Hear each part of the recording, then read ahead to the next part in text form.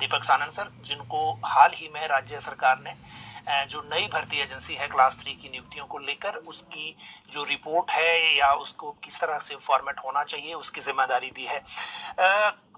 2 रोज पहले बैठक हुई है मुख्यमंत्री की अध्यक्षता में और उस बैठक में इनकी जो कमेटी की रिपोर्ट थी उस पर प्रेजेंटेशन के जरिए कुछ बातचीत हुई है। सरकार उस दिशा में आगे बढ़ रही है।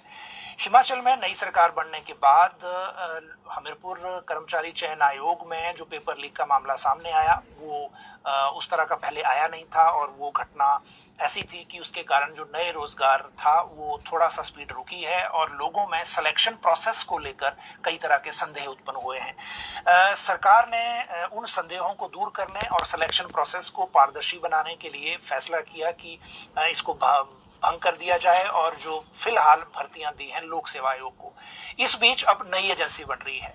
नई एजेंसी ये तय करेगी कि किस तरह से आगे बढ़ना है और कैसा हमारा फॉर्मेट होना चाहिए ताकि पेपर लीक जैसे मामले दोबारा ना हो और एफिशिएंसी हमारी बढ़े।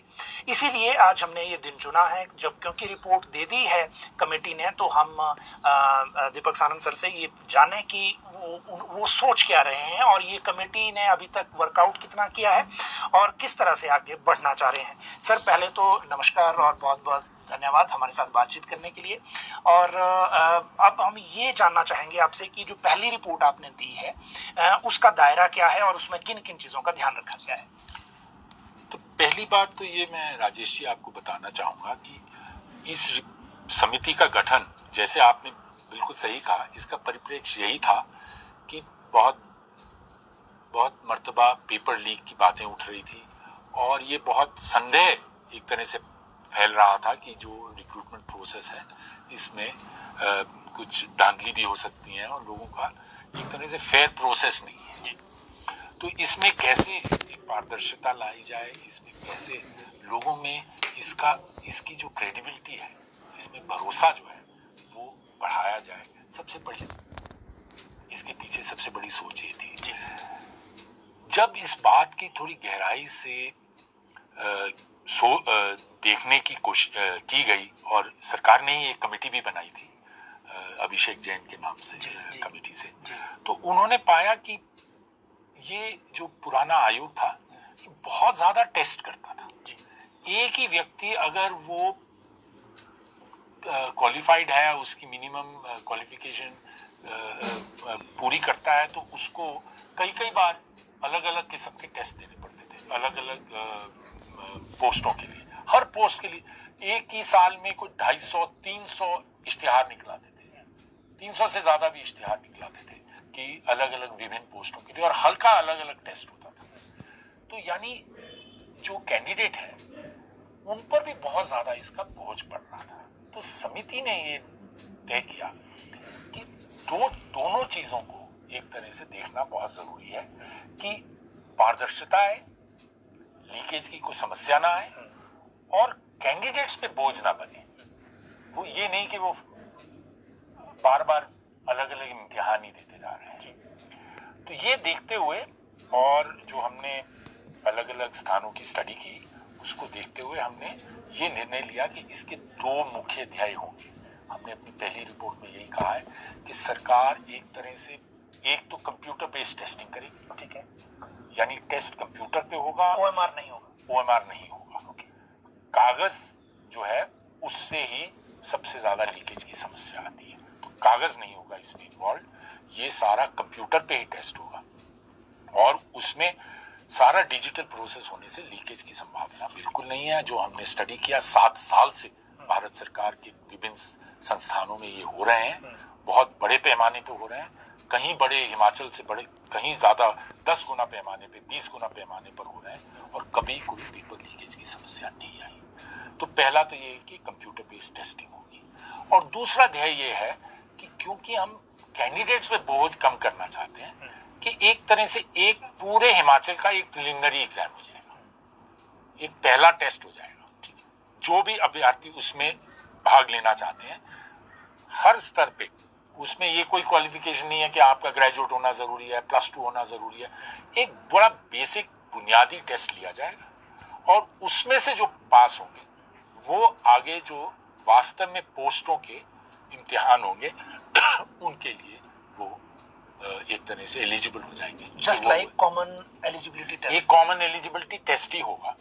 और इसकी प्रक्रिया लोग चाहे समझेंगे कि ये कहाँ, तो हरियाणा में हो रहा है। अच्छा, फर्क ये है कि हरियाणा में OMR पे हो रहा है और उसमें खामियां निकल रही हैं, प्रॉब्लम्स आ रही हैं। इसीलिए हम चाहते हैं कि वो CBT से हम एक कॉमन एलिजिबिलिटी टेस्ट करना शुरू। तो जो प्राइमरी रिपोर्ट है सर, फर्स्ट रिपोर्ट है रादर, उस पे सरकार का रिस्पांस क्या था? मतलब क्योंकि कुछ चीज़ें ऐसी होती हैं जो लॉजिस्टिकली हमें सूट कर रही हैं, कुछ नहीं कर रही हैं, या प्राइमरी मोटिव ये है कि पूरी तरह से जो इंटरफेरेंस है, ह्यूमन इंटरफेरेंस, वो खत्म करनी है। तो सरकार का मुख्य मंशा, जैसे आपने कहा, सरकार ये भी चाहती है कि लोगों पर इसका बहुत ज़्यादा कुप्रभाव ना पड़ जाए।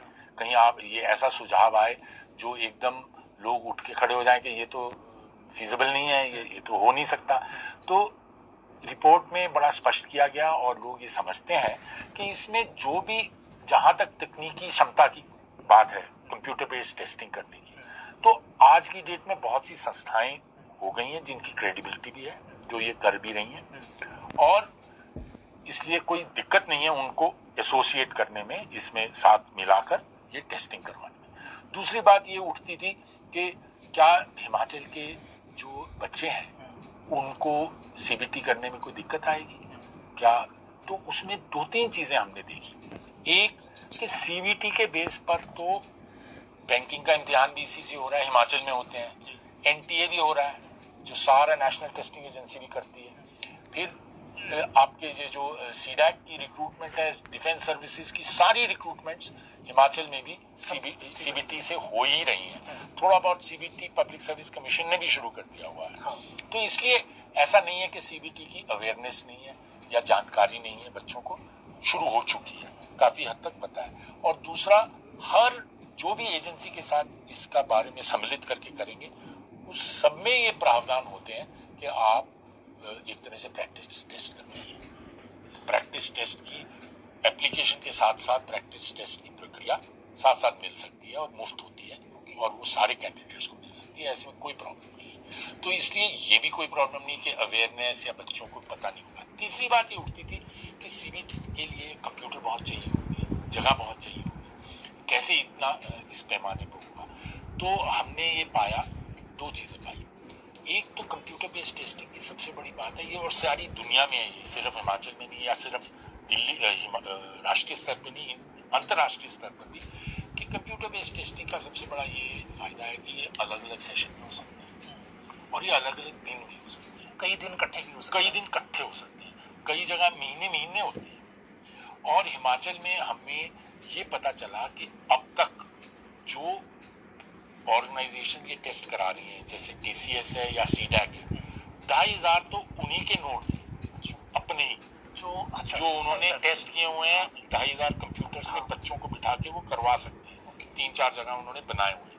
और हमारी जो चर्चाएं हैं उससे ये पता चला कि इसको बढ़ाना कोई बड़ी बात नहीं है। बड़े हमारे जो जहाँ भी कंप्यूटर सेंटर है, कॉलेजेस में, स्कूलों में, ट्रेनिंग संस्थाओं में, उनको एसोसिएट बड़ी शीघ्रता से किया जा सकता है। और ये दुगनी 2.5 गुना करना, 3 गुना करना कोई समस्या ही नहीं है इस क्षमता को बहुत ही शीघ्र करने की। सर 2 सवाल हैं।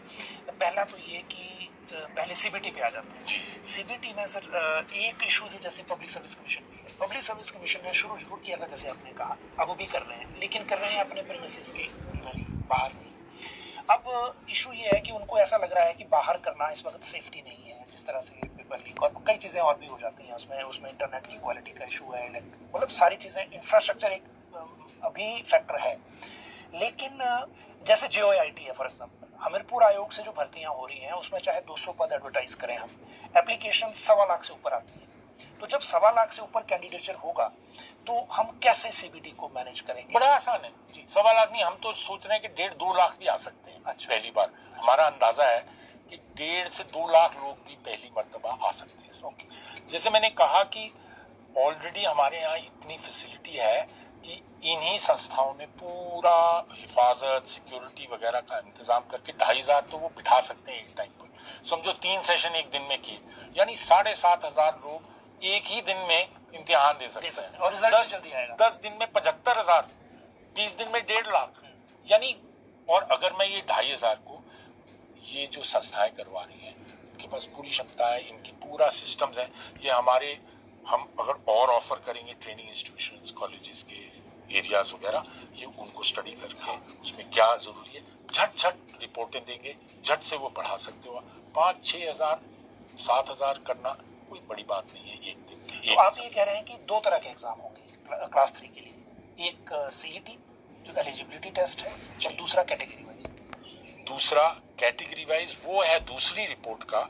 अगर आप चाहें तो हम दूसरी रिपोर्ट पे अभी बात करें या बाद में करना चाहें, नहीं साथ करना चाहेंगे। मैं सर ये समझाना चाह रहा हूँ व्यूअर्स को ये समझाना चाह रहा हूँ, क्योंकि बच्चे ना सर अभी इतना वेट में परेशान हो गए हैं कि 8 महीने हो गए सरकार। इसका रिजल्ट बहुत तेजी से आएगा। हाँ। सबसे बड़ी बात सीबीटी टेस्टिंग की है कि रिजल्ट आप अगले दिन ले लो, उसी समय ले लो। बच्चे को तो उसी समय रिजल्ट आ जाएगा। कट ऑफ है, उसको उसी समय पता चल जाएगा कट ऑफ मीट कर रहे हैं कि नहीं, कोई देरी नहीं है। लेकिन सर मैं ये कह रहा हूँ कि डबल स्टेज एग्जाम। और दूसरा जो स्टेज है, जो बच्चे एलिजिबल होंगे उनके लिए फिर ग्रुपिंग हो जाएगी, मतलब सीईटी के बाद ग्रुपिंग हो जाएगी। ग्रेजुएट हो आप, और ग्रेजुएट लेवल इम्तिहान कोई आप पसंद कर रहे हो, तो पहले हम सुझाव भी यही देने जा रहे हैं कि ये सीईटी के बाद 2 महीने के अंदर 2 महीने में आप एक ग्रेजुएट लेवल जो पोस्टें हैं उन सबका इकट्ठा टेस्ट कर देंगे तुरंत। उसमें कम कैंडिडेट होंगे क्योंकि जो सीईटी से निकल के आए हैं वही आ सकते हैं, और वो बड़े अच्छी तरीके से फिर वो टेस्ट होगा और उससे रिक्रूटमेंट हो जाएगी। तो एक टेस्ट ही और देना है, और इसी तरह +2 का उसके उपरांत करेंगे ताकि डुप्लीकेशन ना हो। जो ग्रेजुएट में पास हो गए उनको दोबारा बैठने की जरूरत नहीं है, जो निकल चुके हैं वो आगे बढ़ गए, तो फिर +2 का हो गया।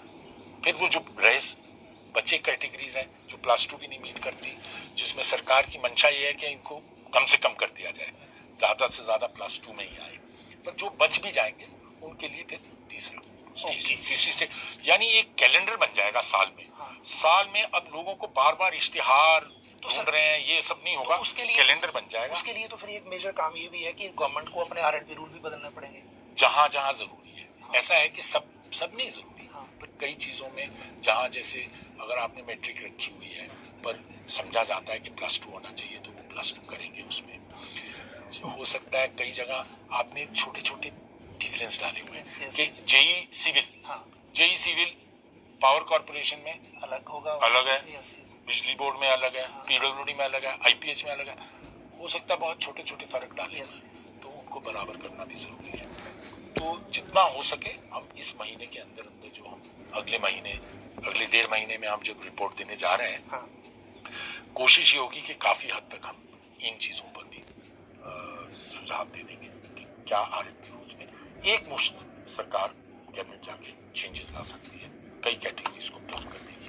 तो अभी जो फर्स्ट रिपोर्ट है सर, उस पर सरकार की तरफ से जो इनका अपना स्ट्रक्चर है, पर्सनल एडीज हैं, मतलब जो हमीरपुर आयोग को भी देख रहे थे, उनका कोई फीडबैक आया है उस मीटिंग में या फाइल पर कहीं?